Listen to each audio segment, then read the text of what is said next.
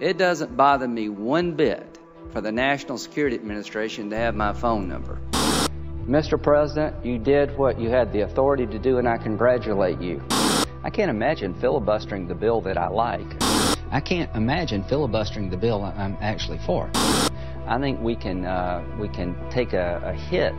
Obamacare will take a hit, but it won't be defunded. And I don't do this much, but I want to thank Ted Kennedy. Well, Mr. President, you made the right call today. We helped President Obama when he needed our help the most. The question on every conservative's mind, how do we beat Lindsey Graham? I do not believe that question deserves an answer. To win, we have to remember that doing something that is weak is just as bad as doing nothing. Bill Connor is a committed conservative and proven leader who can win. Bill is a 23-year Airborne Ranger infantry officer, an Afghanistan combat veteran.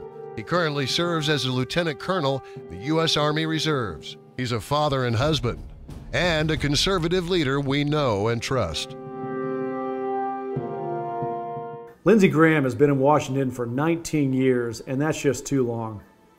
The small federal government our founders intended was for citizen legislators, people who would take time away from their families and businesses for a few years, do what's right for our country's future, and come home and live under the same laws they passed, keeping that good, old-fashioned South Carolina kitchen table wisdom and perspective shouldn't be too much to ask of our senator.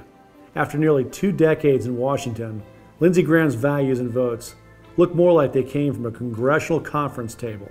You could tell an election is coming when Lindsey Graham is calling himself a conservative again, holding guns on TV and railing against the president sometimes.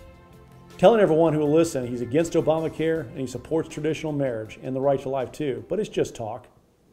In South Carolina, we've learned the difference between a politician's talk and a senator's walk. The votes a U.S. Senator casts that have the most lasting impact are during the confirmation process for the Supreme Court. In the last few years, the court's activism has had a devastating effect on our country. Obamacare came within 1 vote of being struck down. When the Defense of Marriage Act was overturned, it also came down to 1 vote.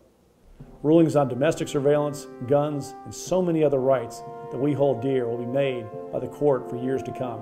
The last 2 times South Carolina senators were faced with voting to confirm Supreme Court members, they were presented with 2 liberals, Judge Kagan and Judge Sotomayor.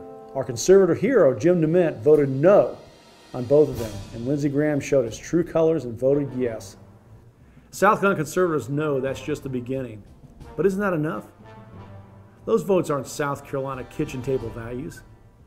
As your senator, I'll join Ted Cruz, Mike Lee, Rand Paul, who are fighting for a solution to Washington's problems. One thing is for certain, a 1/4 century of Lindsey Graham is not that solution. I'm Bill Connor. I ask for your help, your support, your vote, and your prayers.